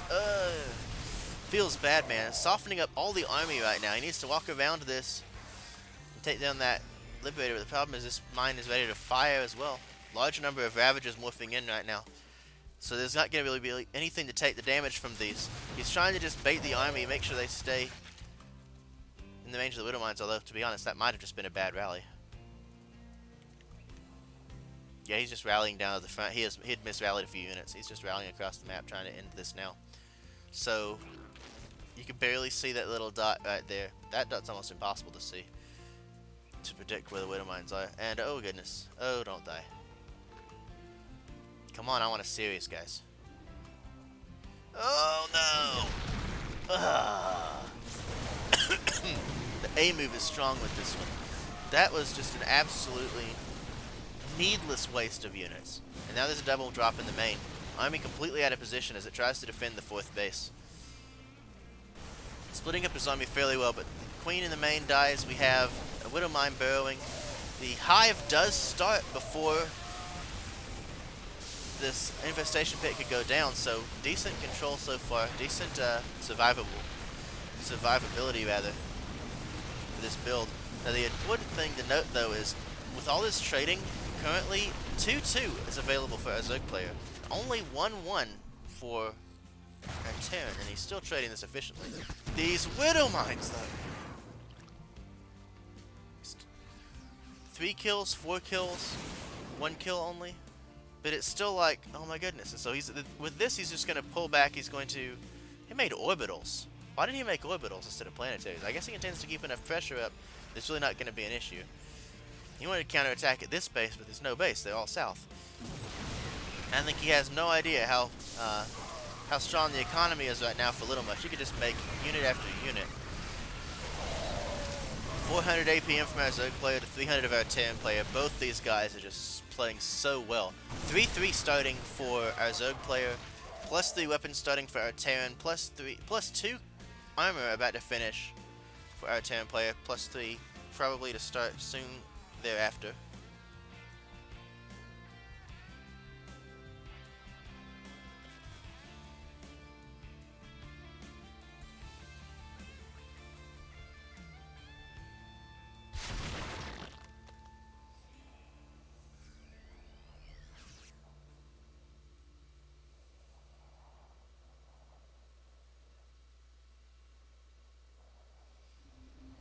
And it looks like he suspects. Does he actually have eyes on it? No, he doesn't. He's got a really good idea that there's got to be a base somewhere. So he's going to come down here and see it. Now the advantage of this being an orbital is he can actually lift this up. The thing is, there's a lot of Hydras. He doesn't necessarily know about that one. There's so many mules to the south. This base is actually going to go down. And Little Mush is coming to try to... No, is he just going to push across the map? He just wants to counterattack, it looks like. Yeah, he's just going to counterattack. Or maybe try and catch the army. Okay, he does see the army now. He's going to push up into this. Is this going to be a base trade? No, he is going to turn around to deal with this. Upgrade still still rather even. In just a moment, it'll be a lead for Strife, though. So right now, actually, this is a pretty good engagement. That Widow Mine, I heard 1 barrel. Okay, there's only 1 Widow Mine. So this is actually a really hot engage right now for Strife, but the problem is Little Much is just going to go drop in the main with all these, or drop at the 4th, or wherever. He can drop wherever he wants to right now because the army for Strife is so slow. This is one problem with having a Roach Ravager Hydra-style army, is it just doesn't die. It just can't get where it needs to be. And look at this, he's going to pick up and now he's going to go in the main. He's going to try and pick off a few more of these medevacs before they actually get there. A little bit of lag there, just game lag. Now this spine is going to help, not at all, honestly, because it's completely out of position. 3 red health medevacs. The Queen isn't going to be able to be replaced. Now, hang on a second. He's actually picking off a few medevacs. They're all empty, though. So loses the spawning pool, loses a Queen. He's not going to be able to reproduce that Queen or any Lings simply because he doesn't have the spawning pool. And these, actually, all 8 larvae are going to die if he doesn't do something with them. Right now, though, the game is, I feel like, fairly even for income. He's mostly sitting on mules, which is why he has a lot of extra income right now and is actually sort of keeping up with Strife because his worker count's so low. army value significantly in favor of Strife, and Strife is actually going to push forward. He doesn't have a lot to tank for these Hydralisks, so they're just going to get melted down, but the DPS is just so good. He's going to start working on these Liberators, and they're going to fall very quickly, but the Widow Mines are just getting some really solid connections. But it looks like the Concave is just too strong for Little Mush, and Strife is going to have to back off. Army supply still in favor of Strife. The upgrades also, and for a little bit longer will be. It looks like Little Mush forgot to start his +2 armor, or +3 armor rather. So he's going to have a little bit of an upgrade disadvantage for an extended period of time. As far as I can tell, the spawning pool never got remade. No, it didn't. So there will be no Adrenal, there will be no more Lings, no more Queens for right now either. And it doesn't look like he seems to be concerned at all. He's starting to make Corruptors to deal with Liberators. He still does not know about this base to the south, which is really a big deal. Now the question is, where did that CC go? Okay, the CC is now flying, main CC now flying off to this forward expansion, as Little Mush is now beginning to hurt for money. He's still on a very low SCV count. Liberator range, actually, versus Zerg, which is a very good choice, honestly.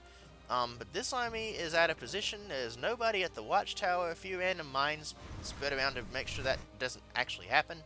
But this army could be a really good spot, actually, as he's not going to be quite in position.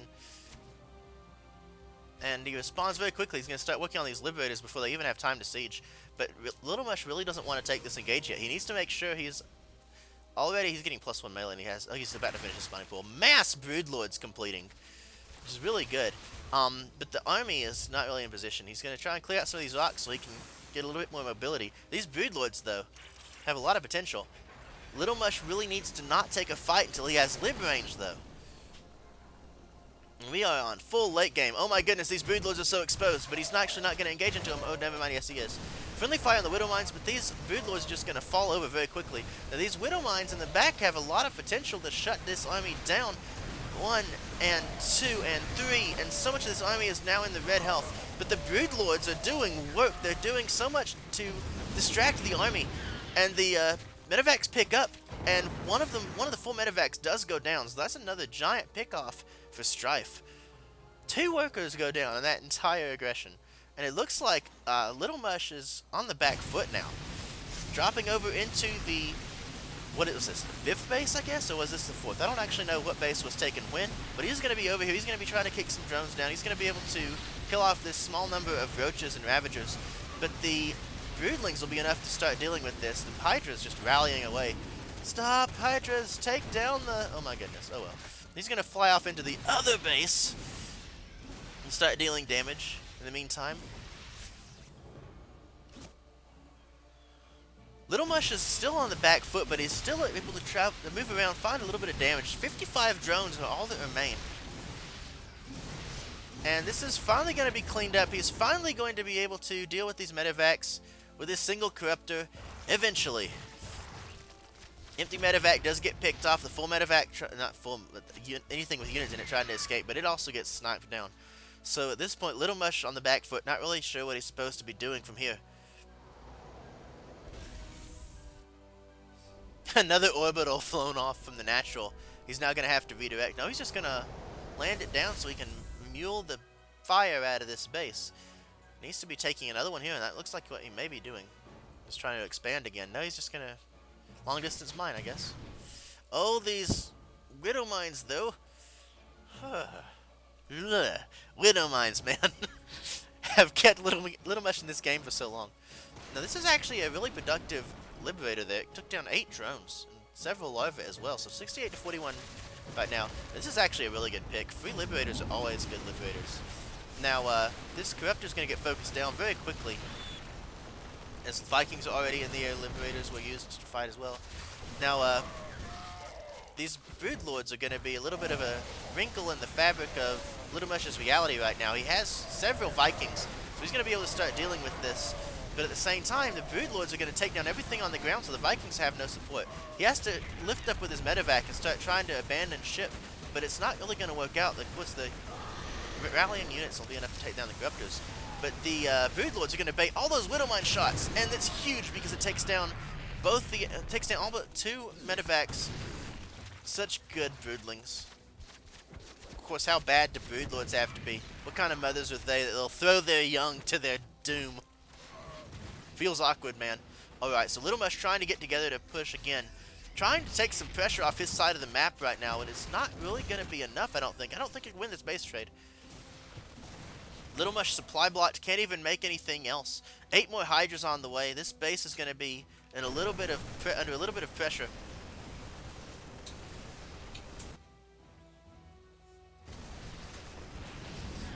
Little Mush sort of falling apart right now as they continued. If he takes the base immediately, this medevac is so low, it's going to try to get some more drones picked off in the main. But we have 76 drones right now. So far, I'm curious. 54 drones have died this game. So he has remade this many drones to get to that level. This base is going to get sniped down, which is pretty much a big deal for Strife right now. He's got to have that income. The base will be retaken immediately. The drop, though, will be picked off very quickly. And the empty medevac will try to fly home. Now, at this point, Little Mush is just trying to mine off all the bases that he can right now. He's building additionals. But Strife is on the warpath. He smells blood in the water. He knows how far ahead he is with double the army supply, and is going to be looking for the rest of these expansions. I don't know if he's ever going to find this one, because this has been mining for a good 10 minutes now. He is finally going to get here and realize, oh, that's already mined out. Gets there, sees the base. It's actually a very full energy orbital, so losing this is going to be a big deal. Little Mush just really has no real mining right now, though. He's flying another orbital to try to land it to get some more mining down. I kind of like the idea with the orbital, so you can keep your SCVs low and you have the large number. Oh my goodness, it tries to fly off and it does not work. This army is going to immediately find this brand new CC laying down with full energy. No mining will be allowed. Another serious supply block, and Little Mush pushing across the map again, trying to chase down these 10 drones who are on their way to take a new base. Strife's directly on top of his macro. Just absolutely solid right now. Little Mush is being revealed right now, indicating that he is basically done for this game. Just a little bit of army left trying to take down the expansions that he can, trying to deny him more economy, but he can never take a straight up fight versus the army. He's using his Vikings now to snipe down as many overseers as possible, and all these Hydras are just dying to Widow Mines. Feels bad, man.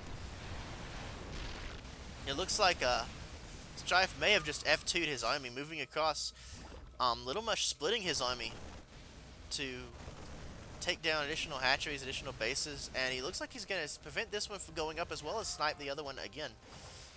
But Strife has enough to quadruple expand with just the money he has right now. Medevac goes down, the rest of this army is going to go down, and Strife is just going to have to tap out. There's really not much else he can do. 42 drones left alive, but 0 SCVs. 0 bases to build SCVs with.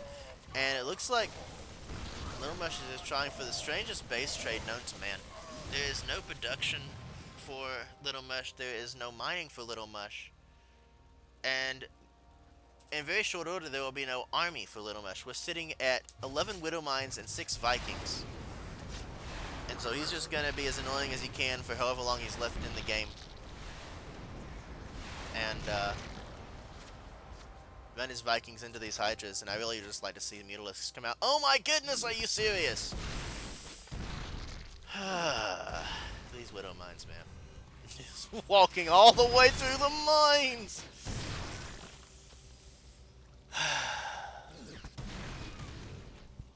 Good night. So many mines. So many mines. And he's now using Broodlords to kill the mines. Hallelujah. As the mines are basically the only standing army that's left at this point.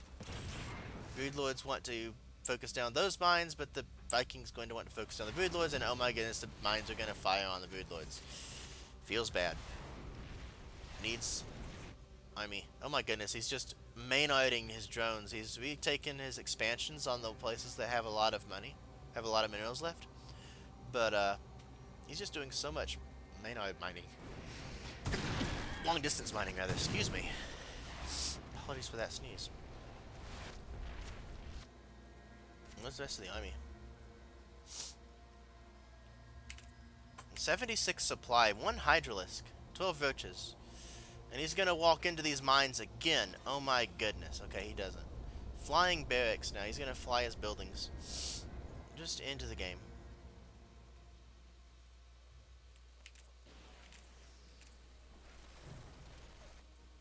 Don't have an admin, so we can't really end it right now. Oh my goodness, the landed Viking's gonna die to drones. Feels good. And I'm literally just thinking, are you serious? Just tap out. It's game 2. And he wants to get these drone kills, so he's gonna run around with these Widow Mines and take as many drones as he can, which right now is 1.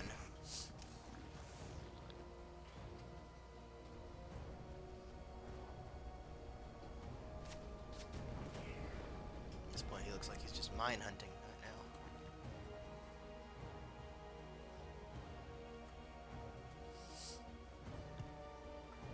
The game is over. There is no mining for Little Mush. There is no production. And he finally calls well played. And that is the end of game 2.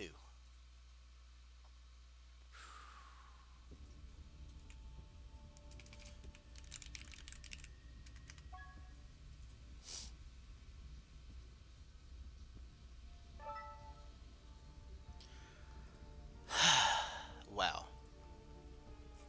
Meow.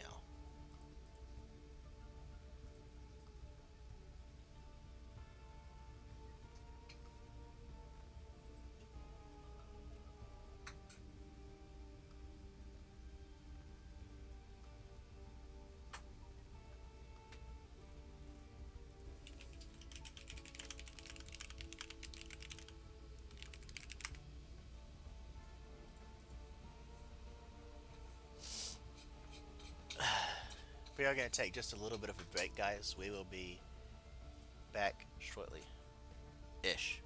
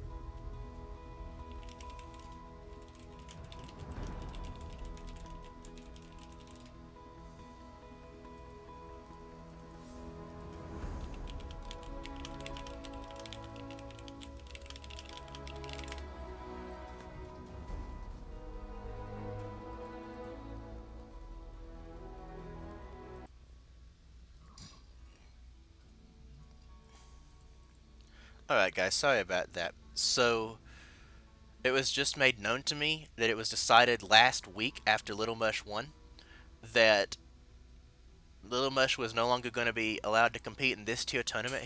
Even though he is only listed as a Plat player, he's already won enough of these tournaments to be considered promoted to the next leagues. So he's actually not able to play in the Plat Diamond again, and I was not aware of this. Neither was our current admin, and we were only just made aware of it. So actually, the tournament is over. Um, Sonic Aftermath's Strife is going to be our winner, and he will receive the 1 hour of coaching from Psystorm Gaming. Thank you guys for sticking around, waiting out all the breaks and all the delays, and I hope you did really enjoy the games up until about the last 3 minutes of the last one. I was enjoying them too. Um, Seems like they were a really good match for each other, but the decision was already made, so sorry for any inconvenience, and I do hope you'll drop us a follow if you haven't already. Be sure to follow me as well. You can follow me on Twitter at SheerShadai, and you can follow me on Twitch.tv as well. I'm actually planning to stream tonight, but Polt and Pilly Pilly are both live right now, so I may or may not actually do that. But anyway, have a great night. Thanks for hanging out, and have an awesome night.